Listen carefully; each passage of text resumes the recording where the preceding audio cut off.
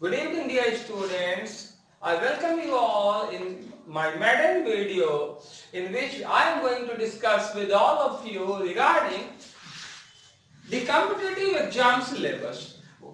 अब ये इतना इम्पोर्टेंट क्यों है? दी कॉम्पिटिटिव एग्जामिनेशन के सिलेबस इसलिए इम्पोर्टेंट है हम लोगों को जानने, स्पेशली इंग्लिश के सिलेबस की हम लोग आज चर्चा करने जा रहे हैं। वो इसलिए है क्योंकि इंग्लिश एक ऐसा की फैक्टर है जो है तो सेकेंडरी लैंग्वेज, लेकिन एक कॉम्पिटिटिव में प्राइमरी रोल प्ले करता है बच्चों का रिजल्ट न होने में। अब ऐसे सिचुएशन में हम लोग इसको समझ सकते हैं कि इंग्लिश एक इंपॉर्टेंट रोल प्ले करता है। अगर इंग्लिश क्रैक हो जाती है तो बाकी सारे सब्जेक्ट्स में हम लोग बहुत अच्छे होते हैं, जिससे एग्जामिनेशन क्रैक करना बहुत इजी होता है। लेकिन मैथ्स हो, रीजनिंग हो, जीके हो, जीएस हो, इन सब में बहुत अच्छे कमांड हो जाते हैं बच्चों के।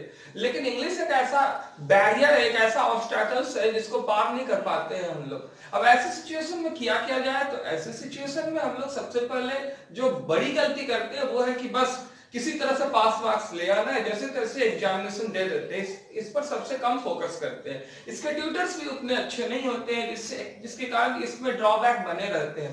तो आज हम लोग चलेंगे इंग्लिश के सिलेबस के ऊपर विस्तार से चर्चा करने। फर्स्ट वीडियो में हम लोग इसी के ऊपर चर्चा करने जा रहे हैं। अब इस वीडियो में चलिए सबसे पहले हम लोग इस इंग्लिश के सिलेबस की चर्चा क्यों करें, तो वो इसलिए क्योंकि इंग्लिश का सिलेबस एक चक्रव्यूह के समान होता है। अब चक्रव्यूह में कोई इंसान घुस जाए बिना तैयारी के तो वो वहीं पे फंस ही जाते हैं। तो चलिए चक्रव्यूह को तोड़ने के लिए अर्जुन की तरह हम लोग अलर्ट हो जाते हैं, भगवान श्री कृष्ण की तरह अलर्ट हो जाते हैं, ना कि अभिमन्यु की तरह बार बार फेल होने की कोशिश करते हैं। तो देखते हैं। तो हम लोग देखें, सबसे पहले हमने यहाँ पे दी कॉम्पिटिटिव एग्जामिनेशन के सिलेबस को मेंशन कर दिया है। इस वन बाय वन एलैबोरेट करेंगे, लेकिन इससे पहले आप लोग अगर चैनल पे पहली बार आए हैं तो सब्सक्राइब कर दीजिए, लाइक बटन को क्लिक कीजिए, उसके बाद कमेंट अगर कोई तरह की प्रॉब्लम हो तो जरूर करें, और इसके साथ ही साथ अगर वीडियो अच्छी लगी तो दूसरों से भी शेयर करना ना भूलें। चलिए हम लोग देखते हैं आगे। सिलेबस में फर्स्ट वन टर्म है हमारा पैसेज।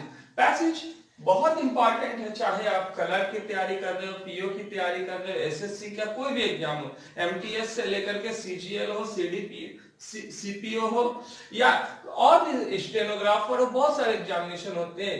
या इसके अलावा छोड़ दिया जाए तो डिफेंस के कई एग्जामिनेशन है, जैसे एयरफोर्स है, नेवी है, एनडीए, सीडीएस है, इन सब में भी आप गौर करेंगे। या इसके अलावा नेफ्ट और क्लैट जैसे एग्जामिनेशन में आप पाएंगे तो पैसेज पाए जाते हैं। पैसेज क्या होता है?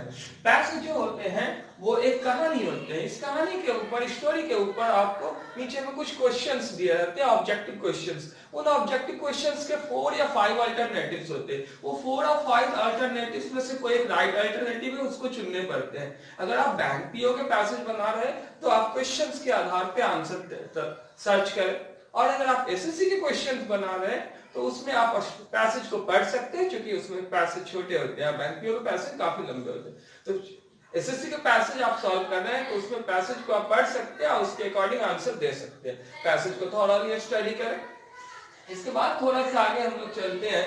तो पैसेज के बाद हमारा जो इंपॉर्टेंट टर्म है, सेकेंड वन है, वो है क्लोज टेस्ट। क्लोज टेस्ट, इसको शॉर्ट में सिटी कहते हैं। क्लोज टेस्ट होता क्या है? क्लोज टेस्ट में यहाँ जेड का यूज किया गया। क्लोज टेस्ट बहुत ही करीब करीब वर्ड दे देते हैं जो सारे सिमिलर रखते हैं। अब क्लोज टेस्ट जो होते हैं वो एक पैसेज ही होते हैं, लेकिन उसमें बहुत सारे फिल इन द ब्लैंक्स दिए रहते हैं, और ये जो फिल इन द ब्लैंक्स है इसमें राइट ऑप्शन के लिए 4 अल्टरनेटिव दिए रहते हैं, उनमें से कोई एक करेक्ट होता है, उसी को फिल करना होता है। अब जो करेक्ट अल्टरनेटिव है उसको अगर आप फिल करते हैं तो उसमें आपको बहुत सारे डिफिकल्टीज आते हैं, क्योंकि आंसर बहुत ही क्लोज होती है, इसलिए इसका नाम क्लोज टेस्ट होगा, फिल इन द ब्लैंक्स है।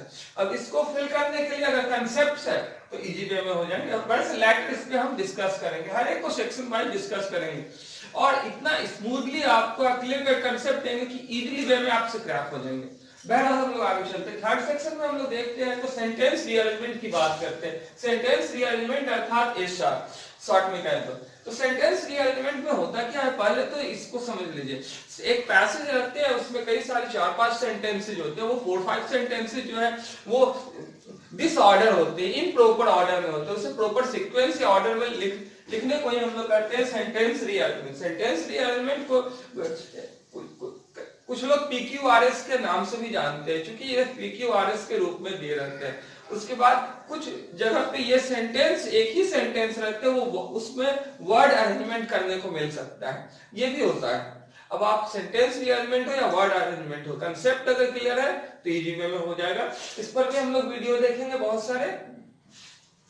जो फोर्थ सेक्शन में हम लोग देखते हैं, फोर्थ सेक्शन में आते हैं हमारे सेंटेंस इंप्रूवमेंट। सेंटेंस इंप्रूवमेंट क्या होता है? सेंटेंस इंप्रूवमेंट, इसको शॉर्ट में ऐसा ही कहते हैं। सेंटेंस इंप्रूवमेंट में एक सेंटेंस दिया रहता है, उसमें कोई एक वर्ड को या कोई एक फ्रेज को बोल्ड लेटर से कर दिया जाता है। अब उस बोल्ड लेटर के लिए आपको 4 या 5 अल्टरनेटिव होते हैं। 4 या 5 अल्टरनेटिव, वो बोल्ड कर दे, इटैलिक कर दे, या कुछ वहां पे अंडरलाइन कर दे, ऐसे कुछ कर सकते हैं वो। और आपको कहेंगे कि उसकी जगह या तो वो सही है तो नो एरर, नो इंप्रूवमेंट का ऑप्शन देंगे, 5वां ऑप्शन या चौथा ऑप्शन में। उसके बाद अगर वो सही नहीं है तो बाकी के 3 में से आप कोई या 4 में से आप कोई एक राइट ऑल्टरनेटिव का चयन करें, वही आंसर हो जाएगा। अब सेंटेंस इंप्रूवमेंट जब आप बनाते हैं तो उस समय में आपको बहुत सारी चीजों का ध्यान रखना पड़ता है। अगर कंसेप्ट क्लियर है तो सेंटेंस इंप्रूवमेंट भी बहुत इजी वे में बन जाते हैं। फिफ्थ सेक्शन में हम देखें तो सेंटेंस कंप्लीशन। सेंटेंस कंप्लीशन में अभी हम लोग सेंटेंस इंप्रूवमेंट को समझ गए हैं, तो सेंटेंस कंप्लीशन को भी समझना बहुत ही आसान है। सेंटेंस इंप्रूवमेंट जो होता है उसमें हम लोग देखते हैं कि कोई मोटे अक्षर से अंडरलाइन कर दिए जाते हैं या इटैलिक कर दिए जाते हैं, और उसके बाद उसके अल्टरनेटिव दिए जाते हैं। इसमें सेंटेंस कंप्लीशन में फिल इन द ब्लैंक्स दिया रहता है। एक सेंटेंस देते हैं, उसमें ब्लैंक दिए जाते हैं, उसके 4 अल्टरनेटिव या 5 अल्टरनेटिव रहते हैं। अब वो 4 या 5 अल्टरनेटिव की हम लोग बात करें, एसएससी में जनरली 4 अल्टरनेटिव होते हैं और बैंक के ऑप्शंस देखें तो 5 होते हैं, इसी प्रकार 4 5 होते हैं।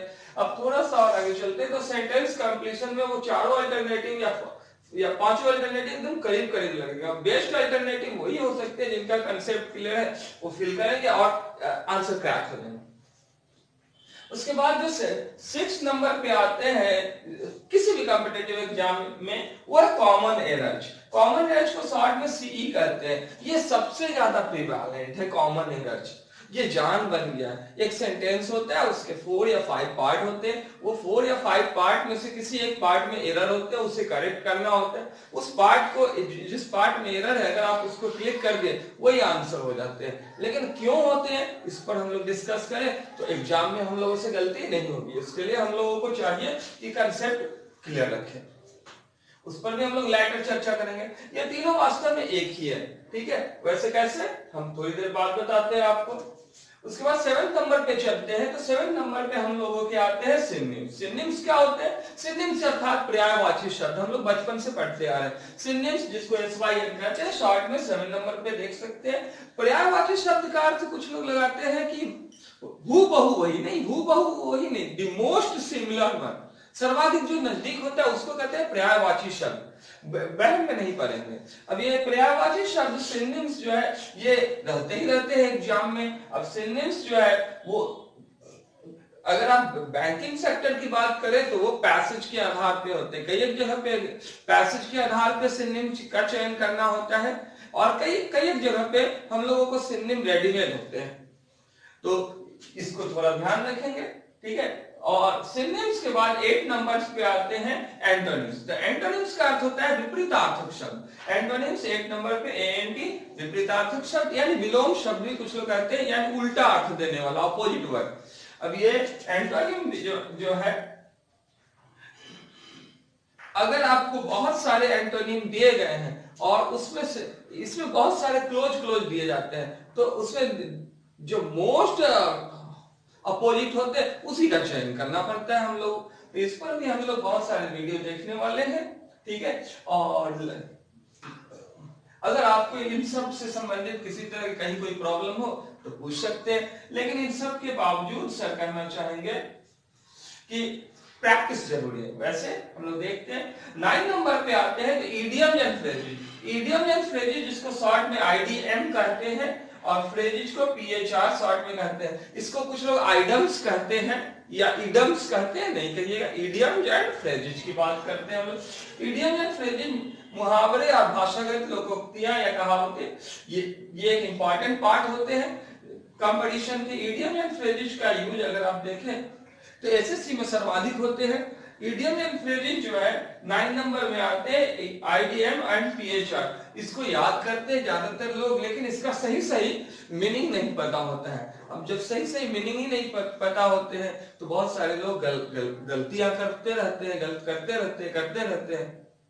लेकिन अगर आप इस चैनल पे नए हैं तो सब्सक्राइब कीजिए और इसमें एक ऐसा क्लैरिफिकेशन मिलेगा, एक ऐसा क्लियर कट कंसेप्ट मिलेगा जो आपको दूसरी जगह पे दुर्लभ है मिलना, और उन कंसेप्ट के सहारे आप इजीली वे में एग्जामिनेशन को क्रैक कर सकते हैं। बहरहाल हम लोग देखते हैं 10 टर्म में हम लोग देखते हैं तो वन वर्ड सब्स्टिट्यूशन। तो वन वर्ड सब्स्टिट्यूशन को हम लोग कहते हैं OWS। One word substitution OWS जो होते हैं ये बहुत इंपॉर्टेंट रोल प्ले करते हैं एग्जामिनेशन को क्रैक करने में, खास तौर से अगर आप एसएससी के एस्पिरेंट है तो। अब वन वर्ड सब्स्टिट्यूशन OWS जो है, उसके बाद फाइनली हम लोग आते हैं जैसे अनेक शब्दों के लिए एक शब्द, अनेक शब्दों के लिए एक शब्द। One who makes pot with the help of clay is called potter. So, one who is called the scientist of the birds is called ornithologist। इस तरह के क्वेश्चंस दिए रहते हैं, ठीक है। अब हम लोग आगे चलते हैं। स्पेलिंग करेक्शन ये हम लोग देखें तो 11 नंबर पे स्पेलिंग करेक्शन जिसको SC2 कहते हैं। SC2 इसलिए क्योंकि SC को हम लोग सेंटेंस कंप्लीशन के रूप में ऑलरेडी यूज कर लिए हैं। ये SC सेकंड नंबर पे है, इसलिए स्पेलिंग करेक्शन यानी SC2 का हम लोग नॉमिनेशन दिए। तो अब स्पेलिंग करेक्शन जो है इसमें आपको 4-5 वर्ड्स दिए रहेंगे। वो वर्ड जो है आपको उन्हीं में से कोई एक करेक्ट रहेगा, बाकी के 4 इनकरेक्ट रहते हैं। अब वो सब सिमिलर लगते हैं, आप अचंभित हो जाएंगे। अब उसको पहचानने के क्या ट्रिक्स हो सकते हैं वो भी हम बताएंगे। स्पेलिंग करेक्शन की हम लोग बात करते हैं, ठीक है। तो स्पेलिंग करेक्शन इस तरह के होते हैं, जैसे डिक्शनरी के आप देखते होंगे, या डिक्शनरी के या लेक्सिकोग्राफी के या फोटोग्राफी के, ऐसे बहुत सारे वर्ड दिए रहते हैं। लेफ्टिनेंट तो बहुत ही डिफिकल्ट वर्ड है जिसमें नॉर्मली हर एक व्यक्ति फंसते हैं और लेफ्टिनेंट यूजुअली आते रहते हैं एग्जामिनेशन में। वैसे हम लोग इस पे बहुत सारी चर्चा करने वाले हैं लेटर वीडियोज में। देखिए ये तो वो ही सिलेबस की बात। अगर आपको वीडियो अच्छी लग रही है तो press the bell icon first of all to get my notification at first. Now, अब हम लोग इसको ग्रुप वाइज कैसे स्टडी करें, इसको स्टडी कैसे करें, आखिर क्या करके हम लोग इसको पढ़ सकते हैं, इजी वे में क्रैक कर सकते हैं। तो इसको पढ़ने के लिए हम लोग सबसे पहले इसके पैटर्न को समझें कि आखिर ये है क्या। तो पैसेज, सेंटेंस रीअरेंजमेंट और क्लोज टेस्ट, इन तीनों को आप एक मान लीजिए, एक ग्रुप में रख लीजिए, ग्रुप ए में रख लीजिए।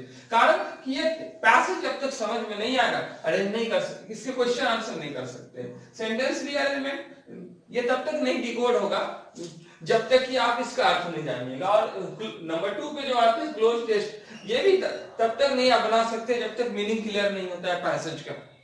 तो ये सब सेंस पे होने वाली चीजें हैं, तो इन सबको समझना जरूरी है। समझने के लिए 2 तरीका, या तो आप इंग्लिश समझ लीजिए तो क्वाइट इजी है, ठीक है, मोनोलिंगुअल वे में अंडरस्टैंडिंग होती है तो अच्छी बात है। अदरवाइज आपको ट्रांसलेशन पे कमांड होना चाहिए। अगर आपको ट्रांसलेशन का नॉलेज नहीं है तो आप इसको कभी नहीं बना सकते। तो ग्रुप ए के लिए at any cost you have to know about the concepts of translation.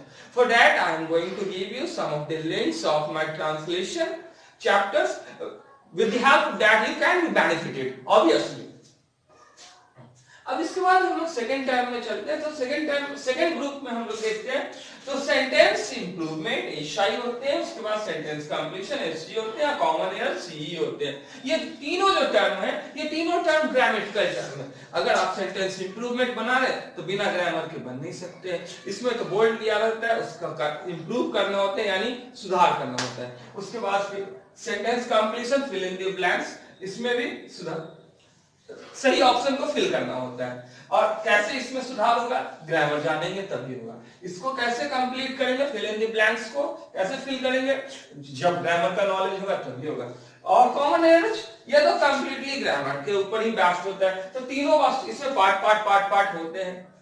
तो ये तीनों वास्तव में तीन न होकर के एक है, और इन तीनों की जान नब्ज कहां बसती है? ग्रामर के। तो हम अपने ग्रामर चैनल के भी लिंक आपको डिस्क्रिप्शन में दे देंगे, उसके सहायता से आप ग्रामेटिकल कंसेप्ट को भी इंप्रूव कर सकते हैं free of cost without paying a single rupee coin, and obviously you will be benefited very soon in your examination.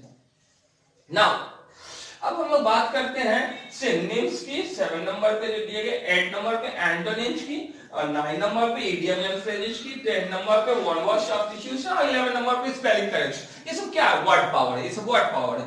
आपको डेफिनेटली वर्ड पावर में एक भी एरर नहीं होंगे। वर्ड पावर का भी लिंक आपको सर दे देंगे अपने चैनल पर। ये सब वर्ड पावर है, तो आपको इसको रट जाना है, समझ लेना है, फिर रट जाना है। ये सब ऑन टाइम होनी चाहिए। I think you have enjoyed the video, and if you have really enjoyed, once again I would like to tell you that please press the bell icon, and if you have difficulty then don't forget to mention the comment, and of course please like, this is my humble request to all of you, please like, and then don't forget to subscribe my channel to get benefit yourself.